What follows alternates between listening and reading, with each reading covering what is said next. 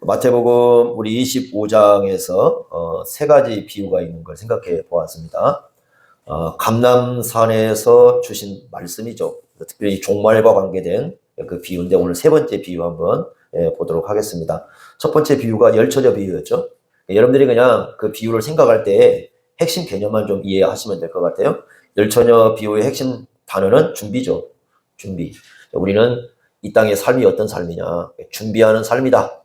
준비하는 삶이다. 준비는 긴장이 좀 필요해요. 여러분 그러죠?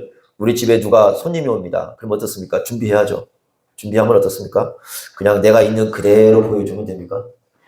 아마 그 누구도 자기 집을 있는 그대로 보여주기를 원하지 않겠죠. 그렇지 않겠습니까? 내가 있는 옷 그 모습, 내가 생활하는 방의 모습, 또 우리의 이걸 그대로 보여주고 싶은 집은 하나도 없을 거예요. 귀중한 손님이 올수록 더욱더 우리는 이 준비를 하는 거죠.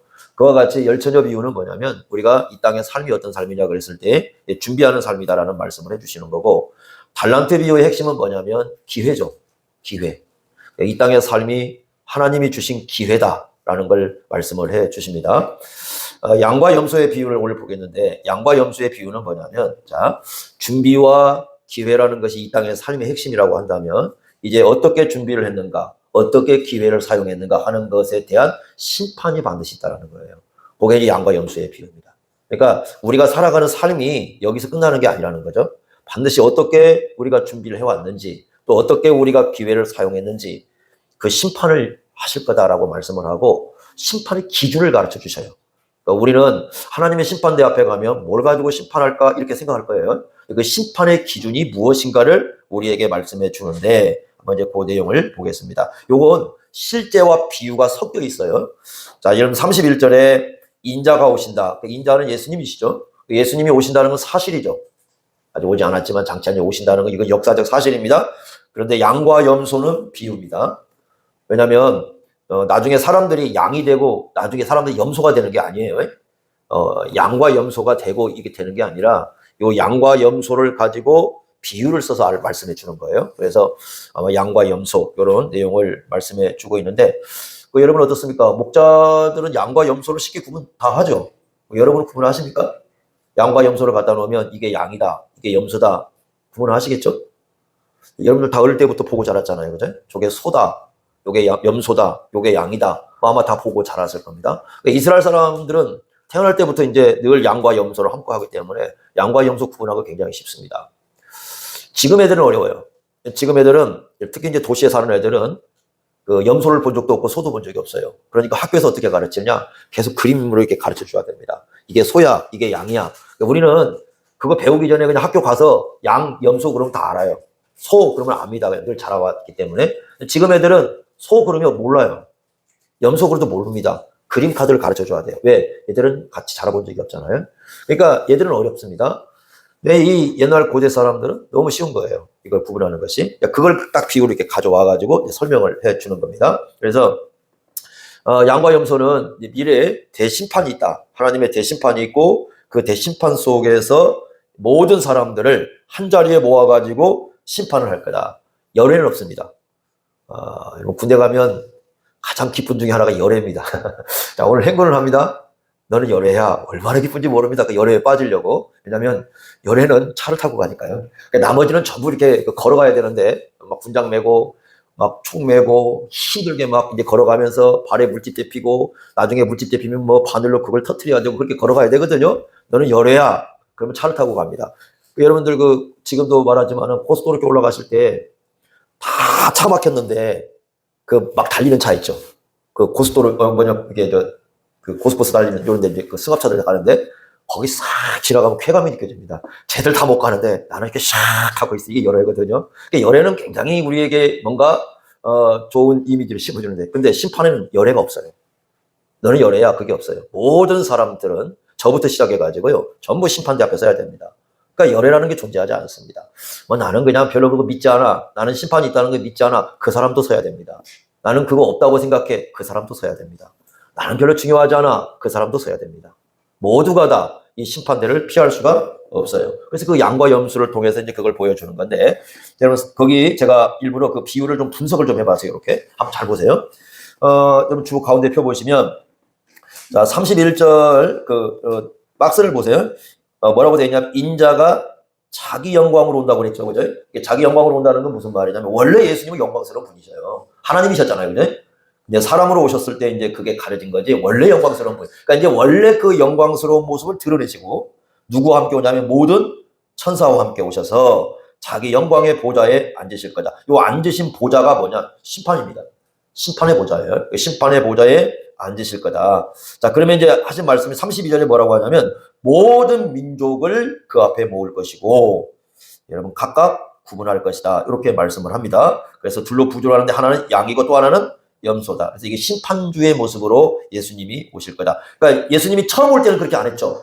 지금 여러분들 우리가 12월이 오면 성탄절이 옵니다만은, 예수님이 처음 탄생할 때는 뭐 심판주 이렇게 오신 게 아니에요. 그냥 어린아이로 이렇게 태어나셔가지고 모든 사람들이 볼 때 죽일 수 있는 아이였어요. 그러니까 헤롯 대왕이 어떻게 했습니까? 예수님 태어나지 얼마 지나지 않아서 어린아이들을 죽여라. 예수님 죽이기 위해서 그런 거잖아요. 얼마든지 죽일 수 있는 아이, 얼마든지 대들 수 있는 분, 얼마든지 모욕할 수 있고 침뱉고 얼마든지 때릴 수 있는 분이었어요. 그때는. 그저 이 땅에 올 때는 다 그랬어요. 그러나 예수님이 다시 오실 때는 그런 모습 못 봅니다. 그야말로 영광스러운 그 모습으로 이 땅에 오실 거다. 그래서 이렇게 구분을 하죠. 그래서 양과 염소인데, 비유에는 양이 먼저고 염소가 먼저잖아요. 근데 제가 이제 일부러 양을 오른편에 놓고 염소를 왼편에 넣어놨어요. 오른쪽 왼쪽 아시겠죠?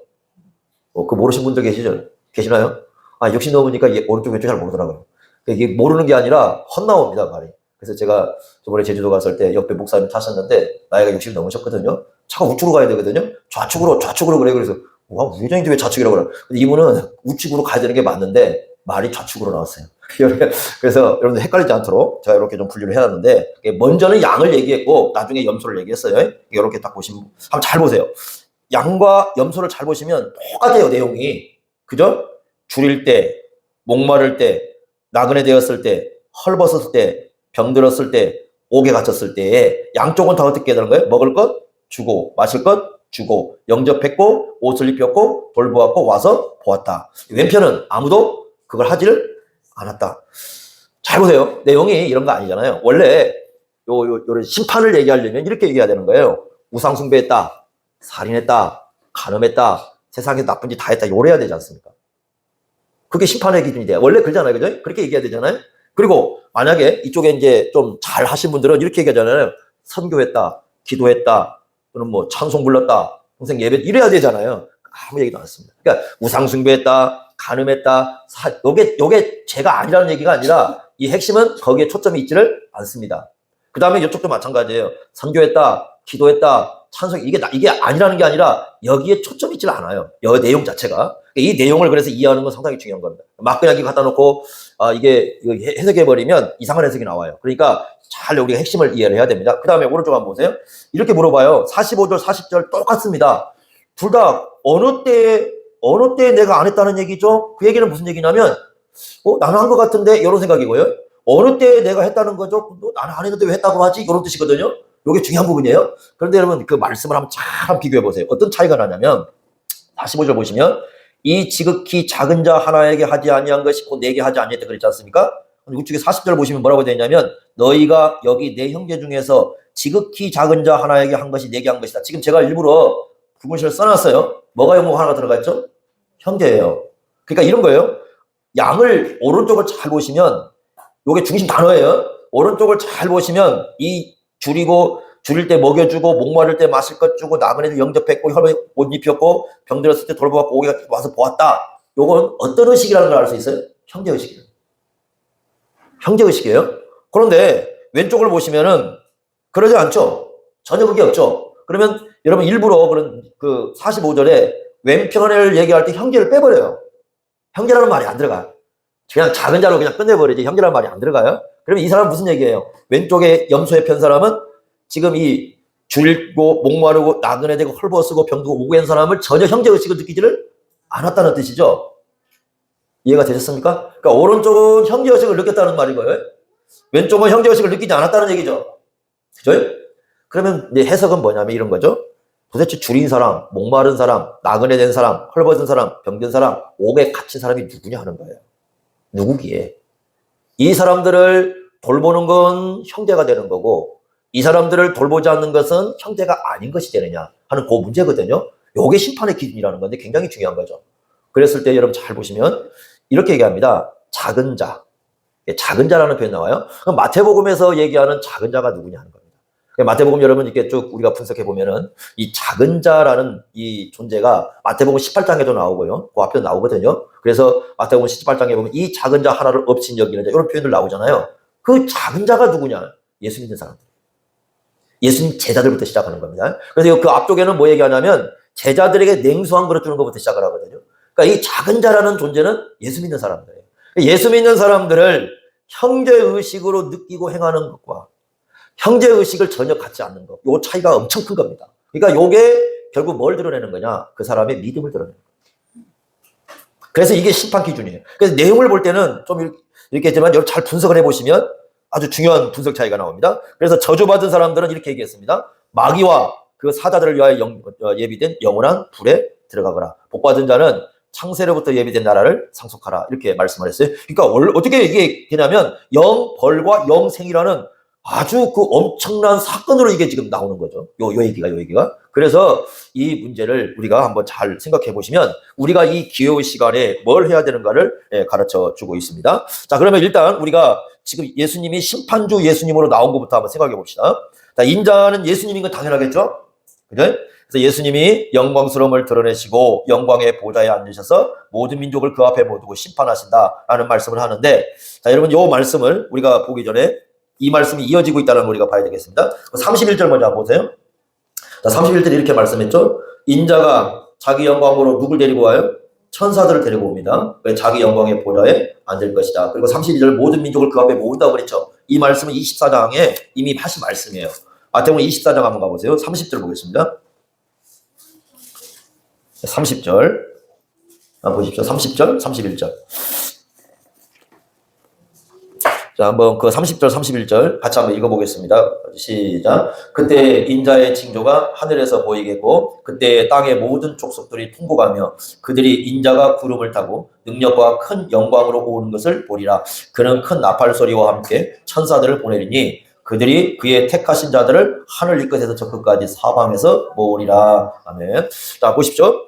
이게 여기 보시면 능력과 큰 영광으로 오신다고 그랬죠. 그런데 예수님이 오실 때 요게 없으면 진짜 온 건 아니에요. 다 가짜예요. 요 소리가 들게. 어떤 일이 벌어지면 두 가지 첫째는 큰 나팔 소리가 있어요. 이게 비유가 아닙니다. 큰 나팔 소리는 진짜 나팔 소리입니다. 하늘로부터 엄청난 소리가 있을 거예요. 이게 어디서 가져온 표현이냐면 시내산에서 가져온 거예요. 그러니까 시내산에서 모세가 율법 받으러 올라갔었잖아요. 십계명 받으러 갔을 때 시내산에서 엄청 나팔 소리가 막 꽝 하고 들리지 않습니까? 누가 나팔을 본 게 아니에요. 그냥 하늘로부터 이게 나팔 소리가 들려왔는데 그게 어떤 의미냐면 하나님이 임재한다는 소리예요. 하나님이 임재한다는 소리. 우리가 시내산 이렇게 가봤는데 시내산이 전 바위 투성입니다. 숨을 데도 없어요. 나무도 없습니다 거의. 그러니까 완전히 바위 투성으로 이렇게 되어 있는 산인데 그 산에서부터 이렇게 쫙 이렇게 나팔 소리가 울렸을 때 아마 굉장한 두려움을 느꼈을 거예요. 이스라엘 백성들이 그랬거든요. 그러니까 하늘로부터 아무도 나팔을 불지 않았는데 엄청난 소리가 쫙 들려오니까 이스라엘 백성들이 두려워가지고 제발 하나님이 직접 말씀하지 마십시오. 이렇게 얘기하거든요. 엄청난 두려움이죠. 근데 그 나팔 소리가 여기 등장하는 거니까 예수님이 이렇게 쭉 오신다는 건 그 나팔 소리가 들린다는 거예요. 마치 여러분 이 나라에서 이렇게 행진할 때 보면은 막 군악대들 있잖아요. 군악대들이 빵빵빵빵 울리면서 막 지금 엄청난 행진을 하고 있다. 그런 거 알리잖아요. 그러듯이 하늘로부터 왕이 오신다는 이 소리를 그 군악대 형식으로 쫙 이렇게 막 하늘 나팔 소리가 울리는 겁니다. 그게 울리기 전까지는 누가 오지 않았다고요? 예수님 안 온 겁니다. 그러니까 그 이전에 온 예수들은 전부 뭐예요? 사기꾼들이죠. 다 사기꾼들이에요. 그 이전에. 예수님은 나팔 소리로 오십니다. 두 번째, 또 누가 함께 온다고요? 천사들. 천사들이 함께 옵니다. 여기 이제 저 데살로니가 전서에 가면 또 한 존재가 같이 와요. 데살로니가 4장에 가면 누가 함께 온다고 그랬어요? 모든 죽은 영혼들이 같이 와요. 그러죠? 모든 우리가 죽은 앞선 형제들, 모든 영혼들이 같이 온다. 이렇게 되어 있어요. 그래서 이제 부활을 하는 역사, 이게 몸이 일어나고 같이 이러고, 여기서는 뭐냐면 천사들이 옵니다. 천사들이 오는데, 천사들이 와서 뭐 하는 겁니까? 하나님이 택하신 자를 전부 어떻게 한다? 모을 것이다. 그러니까, 여러분 이 말씀을 전제하고 보시면, 앞에서 우리 31절, 32절 보면은 모든 민족을 그 앞에 모은다. 누가 그 일을 한다는 거예요? 천사들이 그 일을 하는 거죠.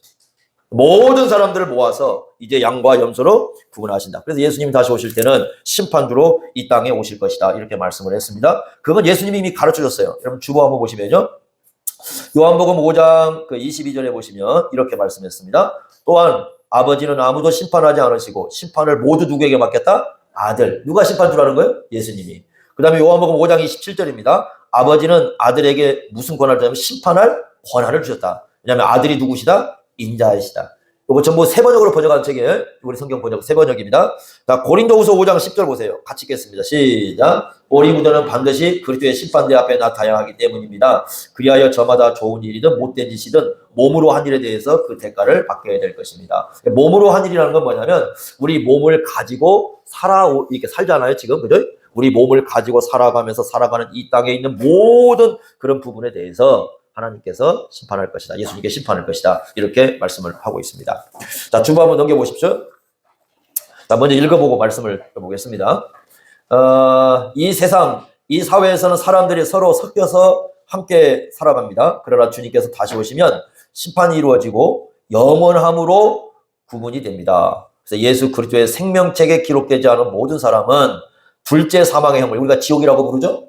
둘째 사망의 형벌을 받습니다. 우리는 예수님의 심판대 앞에 서는 연습을 해야 합니다. 이렇게 말씀을 하고 있습니다. 자, 이 땅에 살아가는 동안에는요, 다 섞여 살아요. 그죠?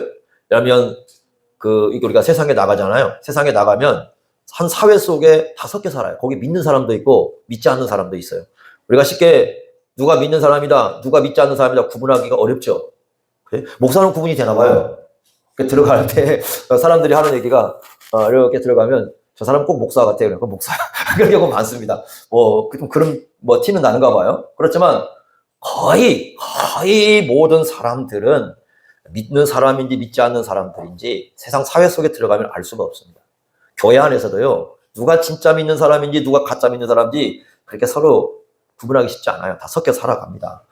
예를 들면 가서 믿는 사람과 믿지 않는 사람이 들어가서 식당에 들어가서 밥을 먹을 때 믿는 사람은 특별하게 먹고 믿지 않는 사람은 특별하게 먹고 이게 없어요. 믿는 사람인데 믿지 않는 사람 같은 식단에 같은 밥을 먹는 거고 예수 믿는 사람들은 핸드폰 사용 안 합니까? 다 하지. 그죠? 믿지 않든 다 사용을 합니다. 그러니까 이 세상에는 다 섞여 살아요. 몰라요. 그런데 언제 이게 완전히 드러나요? 예수님 오실 때는 진짜 드러납니다. 그러니까 예수님 오실 때는 이 섞여 살던 사람이 교회 밖에 있는 사람이나 교회 안에 있는 사람 둘로 다 나눠져요. 하나는 양쪽에 서고 하나는 염소 쪽에 섭니다. 근데 이게 내가 요쪽 서고 요쪽 안 서고 이런 거 있잖아요. 왜 골든벨이라는 거 이렇게 하나요? 이렇게 해가지고 이제 OX 해가지고 양쪽에 서는 거 있잖아요. O 서세요, 왼쪽 서세요, 이렇게 선택해 가잖아요. 그래 나중에 이제 최종으로 뽑힌 사람에게 상품을 주는데 그건 나중에 끝나고 나면 다 섞여요 다시. 그죠? 다 같이 살아가잖아요. 이렇게 함께 모여서. 에이, 나는 가면서 그러잖아요. 에이, 나는 괜히 X 썼어. 나는 O. 그러면서 서로 가다가 얘기하고 이렇게 간단 말이에요. 네. 하나님께서 양과 염소를 구분하는 그 순간은 섞일 일이 없습니다. 그러니까 양은 양이고 염소는 염소예요. 이게 어떻게 되느냐? 영원히 분리되는 거예요. 그러니까 영원히 분리 현상이 나타나고 이때는 어떻게 영원히 분리되는 사람이 나오고 영원히 함께하는 사람이 나오는 겁니다. 내가 영원히 함께할 사람이 거기서 결정이 되는 거고 내가 영원히 함께하지 않을 사람이 거기서 나와요. 그게 대심판이에요. 대심판은 그래서 이거 엄청난 겁니다. 우리가 이렇게 함께 살았던 사람들 중에 어떤 사람은 영원히 함께 갈 사람이 있을 것이고 어떤 사람은 내가 사회에서 만나고 이렇게 다 살았던 중에 영원히 분리되어서 더 이상 만날 이유가 없는 사람들이 분명히 존재할 겁니다. 그리고 영원히 분리되어서 한쪽은 여기서 말씀한 대로 영원한 생명의 나라에 들어가지만 한쪽은 영원한 지옥으로 이렇게 들어갈 겁니다. 지옥은 여러분 성경에 천국과 지옥, 하나님 나라와 지옥에 대한 얘기를 하고 있지만 저는 이렇게 생각합니다. 성경에서 가르쳐주는 하나님 나라는 성경에서 얘기하는 것보다 훨씬 좋습니다. 네? 훨씬 좋아요. 지옥은 성경에서 얘기하는 것보다 훨씬 끔찍합니다. 이거 뭐가 똑같은 거냐면 이런 것 같습니다. 자, 여러분들이 만약에 어느 시대로 보내줄까요? 백제로 보내줄까요? 고구려로 보내줄까요? 신라로 보내줄까요? 자, 우리 한번 가봅시다. 고구려 땅으로 가봅시다. 자, 우리 한번 고구려로 갔습니다. 고구려를 가서 고구려 백성들을 다 모아놓고 여러분들이 설명을 합니다. 어떤 설명을 하느냐? 자, 여러분 컴퓨터를 설명해 줍니다. 우리 다 컴퓨터 쓰고 있죠? 우리는 다 컴퓨터가 뭔지 아시죠? 앞에 박스 딱 나오고 뭐 전기 다 연결되고 막 이렇게 해가지고 컴퓨터 그러면 머릿속에 다 우리는 다 알아요. 아, 컴퓨터는 이렇게 생겼어. 본체도 있고 모니터도 있고 다 이렇게 알죠, 그죠? 그러니까 속 내용은 잘 모르지만 안에까지는 잘 모르지만 그래 대충 컴퓨터 그러면 다 알죠? 고구려 사람한테 가가지고 컴퓨터를 설명합니다. 여러분 컴퓨터라는 게 있는데 이렇게 네모 박스처럼 생겨가지고 전기를 딱 꽂으면 거기에 막 온 세계 모습이 다 나온다. 고구려 사람들이 모였는데 백제도 나오고 신라도 나오고 저 몽골도 나오고 다 나온다. 이 사람들이 뭐라고 생각하겠습니까? 자, 그러면 컴퓨터가 있는 거예요, 없는 거예요? 아니, 그 당시엔 없지만 지금 우리 시대는 있어요, 없어요? 있죠. 우리 세 사람들은 컴퓨터가 없다고 하면 이상한 사람들이죠. 그죠? 아, 지금은 온 세계를 컴퓨터로 다 볼 수 있어. 이렇게 얘기하면 다 그렇지. 근데 어떤 사람이 안 돼, 못 봐. 우리 다 보고 있는데 못 본다 그러면 그 사람은 이상한 사람 되겠죠? 근데 고구려 시대로 가게 되면은 컴퓨터를 얘기하게 되면은 아무도 이해를 못 해요. 일단 전기부터 이해가 안 돼요. 전기부터가. 그죠? 아니 뭐 하룻밤 사이에 뭐 송진 켜놓고 불 켜놓은 사람들이 무슨 전기를 꽂아가지고 이렇게 된 게 이해가 되겠습니까? 그리고 세계를 알아? 아니 고구려 백제 신라 몰라가지고 정탐꾼 보내가지고 여기저기 갔다가 정탐을 주고 오고 뭐 돌아가다 못 돌아온 사람 뭐 가족이랑 엄청나게 많은데 무슨 뭐 정보를 이렇게 딱 하늘에서 딱 봐가지고 그걸 전부 한다? 말도 안 되는 소리를 찌끄리고 있는 거죠. 그럼 우리 시대 사는 사람 다 알아요. 그죠? 근데 우리 시대가 설명을 해야 돼, 가서. 만약에 설명을 한다고 봅시다. 설명을 하면 그 사람들이 어느 정도까지 설명할 수 있겠습니까? 여러분, 뭐까지 설명했을까요? 응? 야, TV에 백제 왕이 나온대, 얼굴이. TV에 신라 왕이 나온대. 재상들 다 나와. 설명할 수 있겠습니까? 그냥 네모 박스 하나 있어. 거기에 사람 얼굴 나와. 그 정도 설명이 될까요? 사진을 모르는데? 여러분, 세상에 제일 안 되는 게 자기 얼굴을 아는 거거든요. 여러분, 거울 없으면 여러분 얼굴 알아요? 아, 옛날에 거울이 없었어요. 그죠? 자기 얼굴 알아요? 내 얼굴을 갖고 살지만 우리 인간은 내 얼굴 몰라요. 가장 몰라요. 남은 다 아는데 나는 나를 몰라요. 여러분 몸을 갖고 있지만 여러분 등을 알아요? 등에 뭐 있는지 아십니까? 그걸 다 바보들이에요. 아, 자기 몸인지 자기 등을 몰라요. 내 등은 누가 알아요? 와이프가 알지. 어떻게 생겨먹었는가? 남편이 알지. 자식들이 알지. 때밀어 나오면 자식들이 알지. 어떻게 생겼는가? 그죠? 나는 나를 몰라요. 우리가 아는 것 같지만 진짜를 모르죠. 그런 존재들이에요, 우리 인간들이. 근데 그런 사람들인데 그런 사람들이 다 이렇게 TV에 나온다. 그거 설명 가능하겠어요? 하늘과 우리의 땅의 세계는요, 비교할 수 없는 세계예요. 하나님이 계시는 하늘의 세계와 땅에 있는 우리 세계는 비교가 안 돼요. 그러니까 이런 거예요. 하늘의 세계를 이 땅에 설명해 주자니 설명 가능하지가 않아요. 그러니까 어떻게 하느냐? 결국 그 사람들이 이해할 수 있는 수준에서 설명해야 될 거 아니겠어요? 그러니까 1세기 사람들에게 예수님 설명할 때 그 사람들에게 설명이 이렇게 많지가 않아요. 그러니까 결국은 불모순 얘기하고 그냥 불 얘기하고 이쪽에 천국은 뭐 그냥 평화 얘기하고 이런 정도지 어떻게 설명할 길이 없어요. 그런데 분명한 건 뭐냐? 우리가 생각하는 것보다 훨씬 끔찍해요, 지옥은. 몰라서 하는 소리예요. 하늘의 세계도 우리가 생각하는 것보다 훨씬 좋아요. 모르니까 하는 겁니다. 그러니까 이게 장차 이루어질 그런 세상인데 어떤 사람은 그 하늘의 세계 가서 영원히 함께 살 거고 어떤 사람은 그 지옥이라는 곳에 가서 영원히 하늘과는 분리된 세상 속에서 살아갈 겁니다. 그게 최후의 대심판 때 이루어지는 굉장히 두려운 일이에요. 그런데 그러면 어떤 사람들이 도대체 이쪽으로 들어가고 어떤 사람들이 이쪽에 가느냐 하는 문제인데 그건 죽을 때 결정이 되는 게 아니라 이 땅에서 이미 결정이 된다. 그럼 뭐라고 말씀합니까? 여러분 보세요. 임금이 말하고 있는 내용, 심판의 근거를 보시면 아까도 말씀드렸지만 막 귀신 쫓아냈다, 뭐 예언했다, 능정했다, 방언했다 그런 얘기 아니에요. 그냥 일상에서 일어난 굉장히 중요한 일이죠. 그냥 뭐라고 얘기합니까? 지극히 작은 자에게 한 것이 내게 한 거다. 이게 영벌과 영생을 결정합니다. 여러분 지금 같은 세상은요 전부 큰 걸 추구하잖아요. 엄청난 거, 대단한 거 이런 거 추구하는 세상인데 예수님이 말씀한 것은 크고 엄청나고 대단한 것이 아니라 뭐라고요? 작은 거예요. 작은 것이라는 건 뭐냐면 소홀히 할 수 있는 거. 그냥 넘어갈 수 있는 거. 그 내용을 보면 잊어버렸잖아요. 내가 뭔가를 해놓고 쉽게 잊혀질 수도 있는 거예요. 그건데 예수님께서는 그 부분이 굉장히 중요하다고 얘기를 합니다. 우리가요, 이런 게 있어요. 교회도 마찬가지고, 세상도 마찬가지고, 다 마찬가지인데, 너무 우리는 큰 것에 익숙해지다 보니까 작은 것을 잊어버리고 살아요. 자, 여러분들 지금은 돈만 있으면 좋은 거 먹죠? 음식이 뭐 나가서 먹고 싶은 거, 뭐 요즘에는 없어서 못 먹는 게 아니라 메뉴를 먹고 나서 못 먹죠. 그죠? 같은 돈에 어떤 메뉴를 걸려서 먹어야 될지 메뉴가 없어서 못 먹잖아요. 메뉴를 골랐지 몰라서. 그래서 옛날에 없는 장애가 하나 생겼잖아요. 옛날에는 그런 장애 없었어요. 지금은 있잖아요. 결정장애. 옛날에는 결정장애가 없어요. 왜? 그냥 먹고 살아야 되니까. 그렇죠? 그 옛날에 여러분들 아실지 모르겠지만 사루비아라는 거 기억나시나요? 뭐 동네 애들끼리 모여가지고 쪽 빨아가지고 쪽 먹으면 그거 갖고 얼마나 행복을 느낍니까? 없을 때는요, 그거 뽑아서 이렇게 나오는 그 조그마한 꿀 하나가 행복을 줬어요. 지금은요, 밥상을 엄청 부모님이 찾아가 반찬이 20가지, 30가지가 되어도 안 맛있어요. 어느 순간에 우리가요, 큰 상, 대단한 밥상을 늘 차리고 살다 보니까 조그만한 걸 잊어버려요. 자, 여러분들 가을 되면 축제 하시죠? 축제를 이렇게 하게 됩니다. 저는요, 지금도 마찬가지지만 별로 모아놓은 꽃들을 별로 안 좋아해요. 그러니까 누가 야 우리 장미꽃 축제 하니까 거기 가봅시다. 안 가고 싶어요. 지금도 그래요. 아까 우리 강사님 기도했지만 이런 기도 아닙니까? 백합화 하나, 풀잎 하나, 요거 하나님이 돌보신다고 그랬잖아요. 실제로요 그 안에 가서 잔치하는 건 전부 인간들이 만들어 놓은 거거든요. 사람들이 자기 보기 좋으라고 막 하트를 만들어 놓고 막 100만 송이, 1000만 송이 막 쫙 깔려놨잖아요. 그런데 제가 느끼는 건 뭐냐면 꽃에 이름이 없다. 그걸 느껴져요. 그런데 산에 가서 예전에 제가 앉았을 때 봤을 때 이렇게 산에 가면요. 꽃 한 송이 이렇게 피어 있거든요. 그거 한 송이 엄청 감상합니다. 야, 꽃 예쁘다. 저 꽃이 이렇게 생겼을까? 참 이렇구나. 그 한 송이를 놓고 많은 생각을 하고 많은 얘기를 하고 그랬던 적이 있어요, 제가. 그래서 꽃 한 송이를 놓고 이렇게 바라보면서 야, 이거 얼마나 이 꽃이 참 대단한가. 이런 생각을 하거든요. 예수님이요. 다발로 놓고 얘기하지는 않았어요, 분명히 그 꽃을. 하나입니다. 쉽게 볼 수 있는 그 들속에 들판에 꽃 하나. 참새, 옛날에 우리 스스키 봤었죠? 참새 한 마리. 들에 백합화 하나. 하나하나 그건데 예수님께서는 뭐라고 말씀하셔요? 그걸 아버지께서 돌보고 계신다.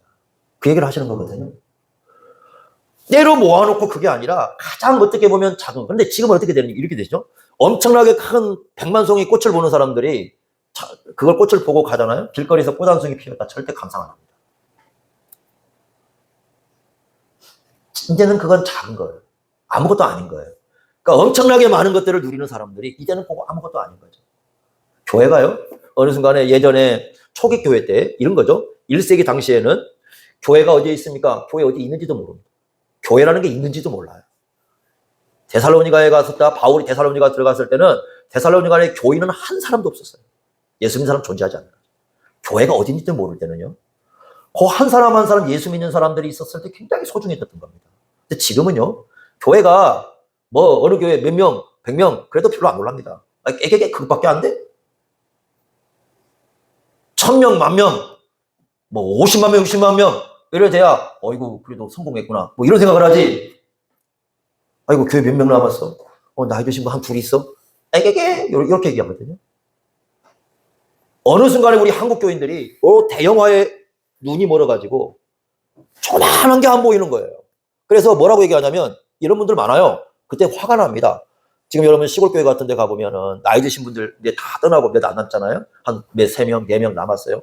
그냥 어떻게 이렇게 니역가 꿇고 예배 드리고 오지 않습니까? 그러면은 어떤 사람들이 있냐면 없애버리자 빨리 그거 이렇게. 없애버리고 통합해버리자. 저거 몇 명 안 남았는데 뭐 하려고 저 교회 유지하냐 이런 얘기를 해요. 그런 겁니까? 처음에 아무도 없었을 때요. 그 교회 안에 들어갔을 때 그 한 사람을 믿는 사람 하기 위해서 어떤 경우는 그런 경우 있어요. 선교사님이 중국에 들어가가지고 중국에서 한 사람 믿게 하는데 10년이 걸렸어요. 또 어떻게 그 몇 명 남아있다고 해서 그들에 대해서 그렇게 쉽게 얘기를 할 수 있는지. 언제부터 우리 한국교회는 너무 커져버려서 조그마한 게 보이지 않습니다. 작은 것에 대한 귀중성을 다 잃어버렸어요. 지금 이런 실정이에요. 그러니까 너무 큰 걸 보고 너무 많은 걸 보고 너무 중요한 것, 이 엄청난 것만 보다 보니까 우리에게 있는 작은 거 하나를 생각하지 않고 그러다 보니까 우리 안에 있는 가까운 이 사람이 예수 믿는 형제라고 했을 때 작게 보이면 관심도 두지 않습니다. 주님께서 요걸 지목하신 거예요.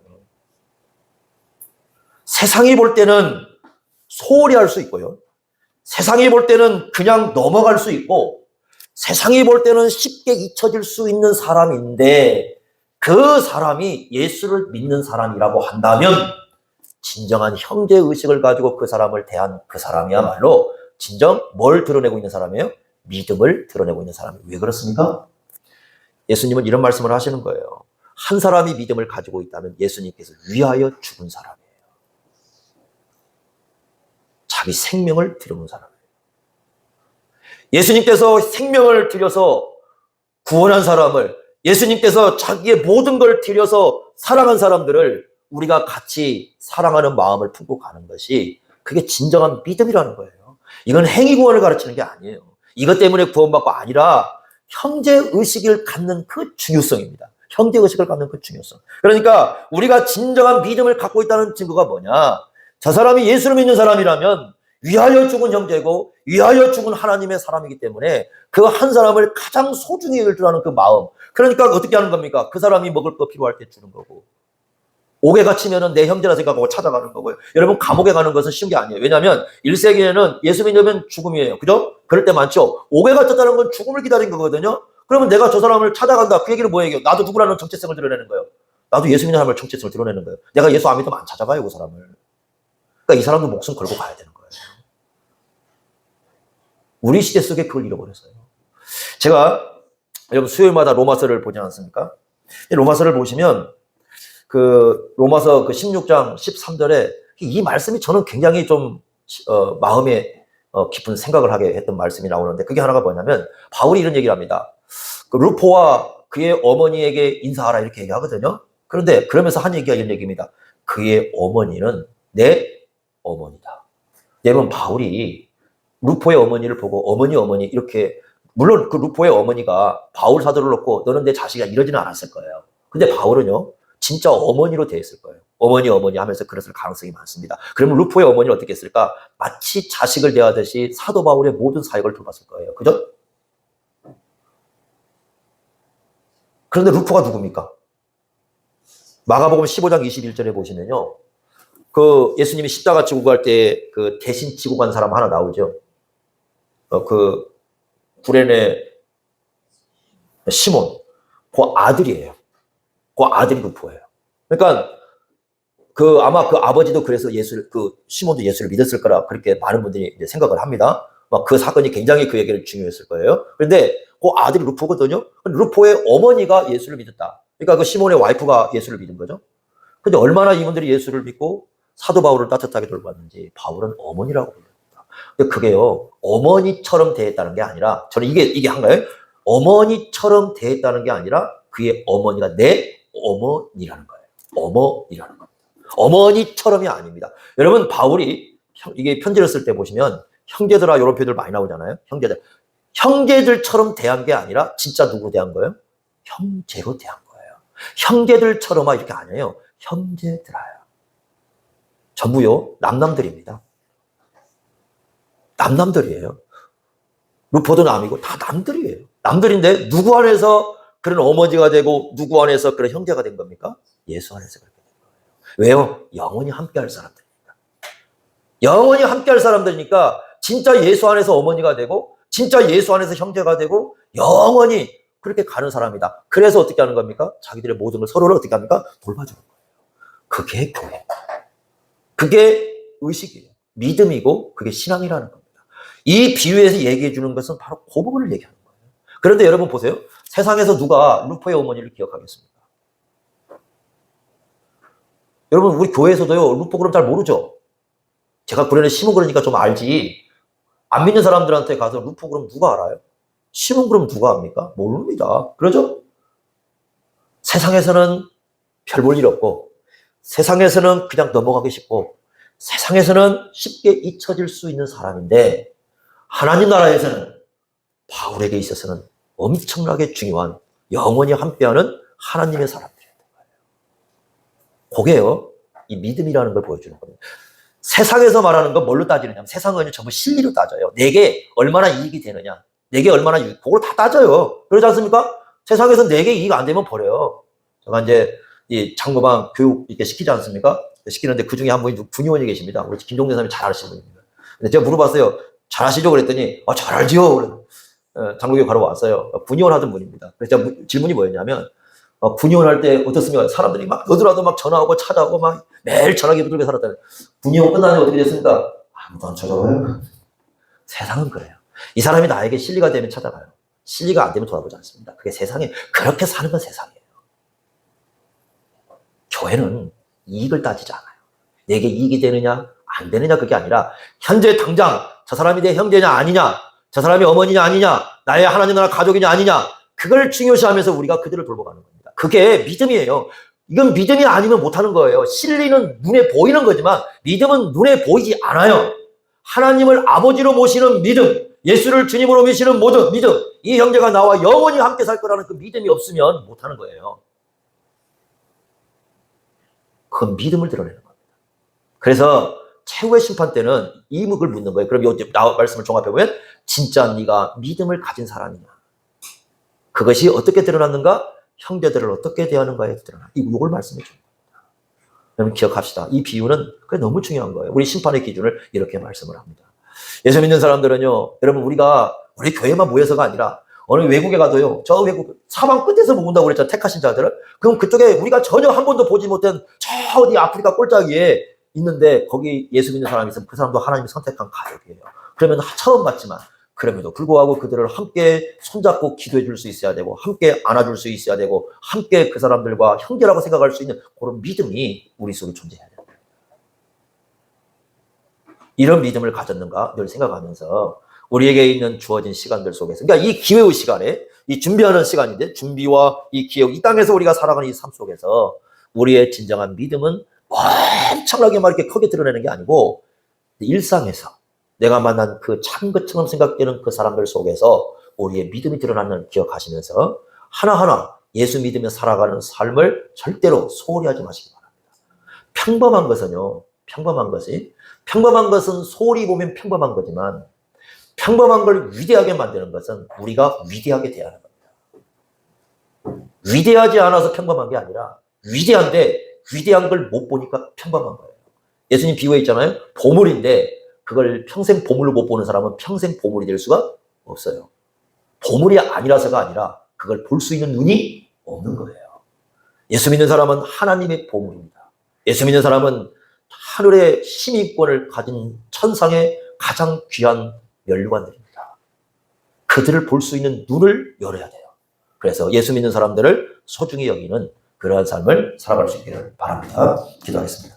하나님 아버지, 오늘 말씀을 통해서 예수 믿는 그리스도인들이 얼마나 소중한 존재인지, 함께 어머니 되고 형제가 되고 자매가 된 이들이 얼마나 귀한 존재인지 그것을 깨닫도록 하십니다. 우리에게 이런 믿음을 늘 갖게 하시고 눈을 열게 하시고 믿음으로 살게 하여 주옵소서. 예수님의 이름으로 기도하옵나이다. 아멘.